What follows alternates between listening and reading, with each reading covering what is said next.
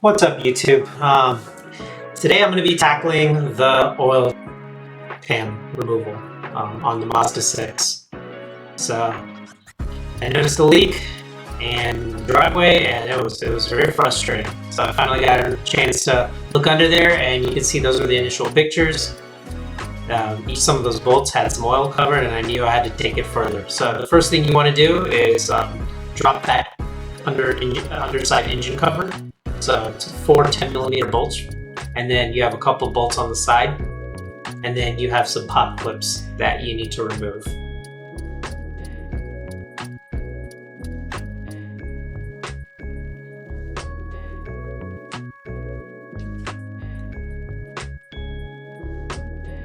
So the cover's been dropped, and now I'm trying to see where the leak is coming from. And I noticed that the engine mount has some oily residue on it. So I'm not quite sure if it's where it is at this point.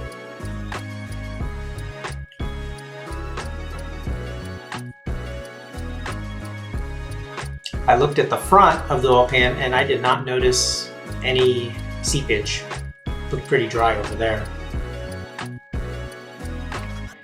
But now as I come around the back end of the oil pan, I start noticing oil right there. So definitely something's dripping on the back side of the pan. So I wasn't really sure if it was the timing cover, but I also noticed that it's on the left side of the pan as well. So I thought it'd be unusual if it's just the timing cover. Why would the other side of the oil pan be wet? And also the oil drain bolt was dry, and being the lowest point, I knew it wasn't that. So once I dropped the cover, you can see right there where the oil was coming from. That's how I deduced it wasn't the timing cover, because it was leaking in multiple places. So started removing some of the bolts.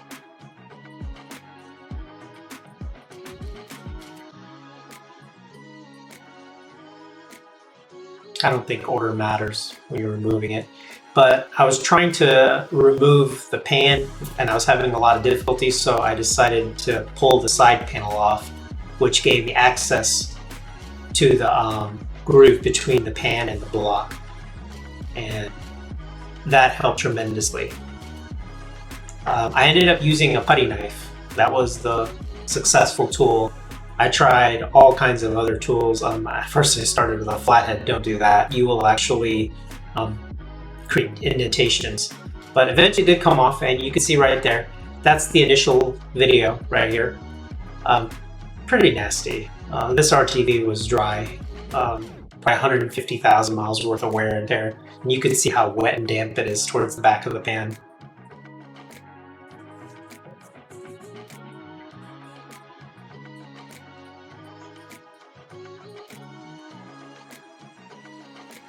So to remove it, just use some plastic scrapers and some brake cleaner. Wasn't too bad. It just takes time. You just got to take your time.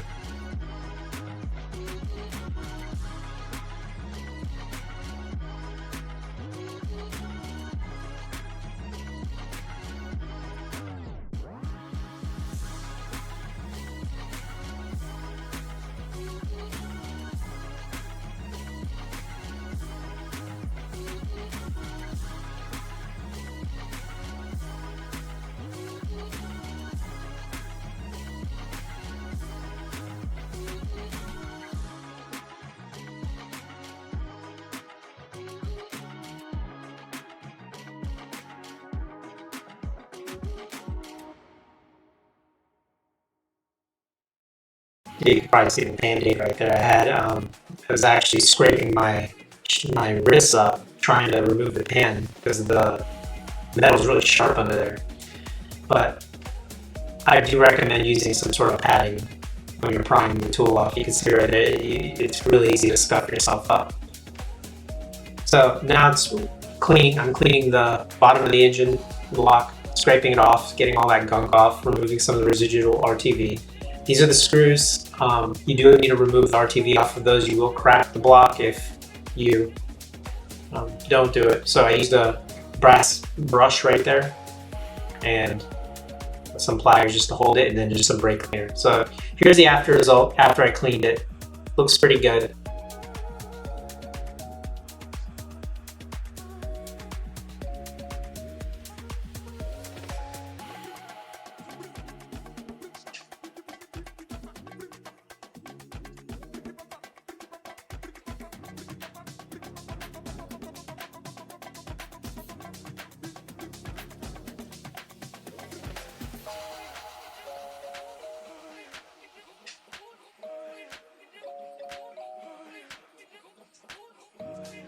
Yeah, you can see right there, the surface is really dry and it looks good. So that is the size of the bead you're supposed to put for the RTV. It's no bigger than the size of a pea. It's very small. You don't want to overdo it.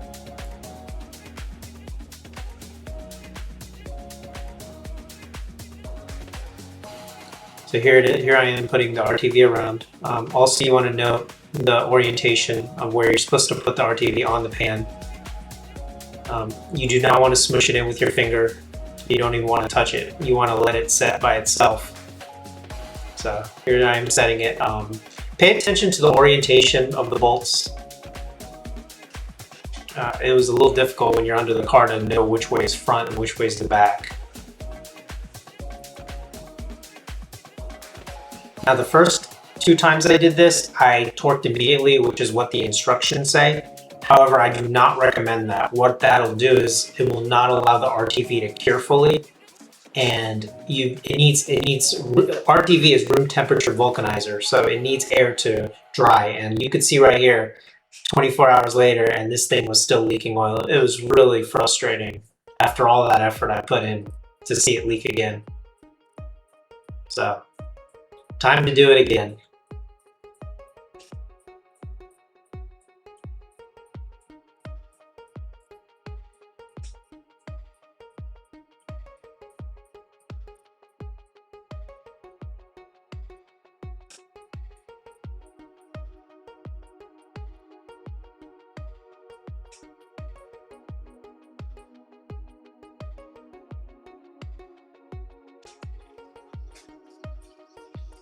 Okay, so this time around, I did some digging and I found a newer user guide. This was from a 2015 and it had Skyactiv-G specific instructions. And you can see right there to do the inner block. And that was the key. That's something I did do before. You can see right there, that's a part that was missed. So the big key here is when you do the inner block and you put RTV on those inner pieces, I believe that's where the oil gravitates to. Now this, even like a day and a half to 2 days later, this engine was still dripping oil. So I believe that oil was getting on the mating surface before the RTV could fully cure. And it just was not making a good seal. So I'm pretty sure that was where it tells you to put that second bead on an inner block is where the RTV was. I'm sorry, the oil drips probably come in, and that prevents the oil from getting on the mating surface. So it's kind of like that barrier, that first line of defense. So here I am scraping it again for the 3rd time. So now at this point in time, the car has been on blocks for or on the jacks for over 10 days. So that's the new bead right there. And my wife helped me, thank you. So I did not torque them, I just did them hand tight. So the only difference here is I have that inner bead. Unfortunately, when I went to go torque them, 4 of the bolts just kept spinning. So that's unfortunate. I am not doing this job again. So it did come out to be a success. The car, I've now put about 200 miles on it and there are no leaks. And yeah, so at this point, I'm just going to put the cover back on and wrap this job up.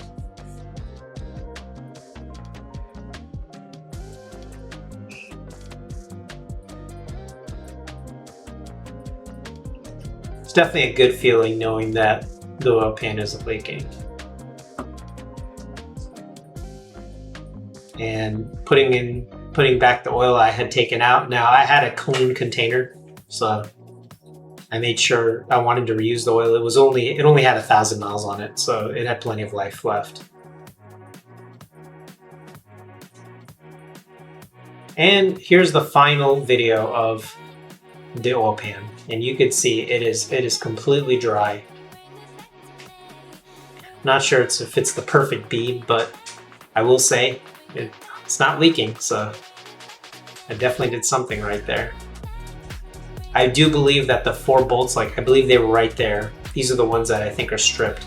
Luckily, I had tightened them just enough where they're threaded in there. They just can't completely tighten all the way. Anyways, thank you guys for watching. Hopefully it's a job you don't have to do, but to God be the glory, and I'll see you next time.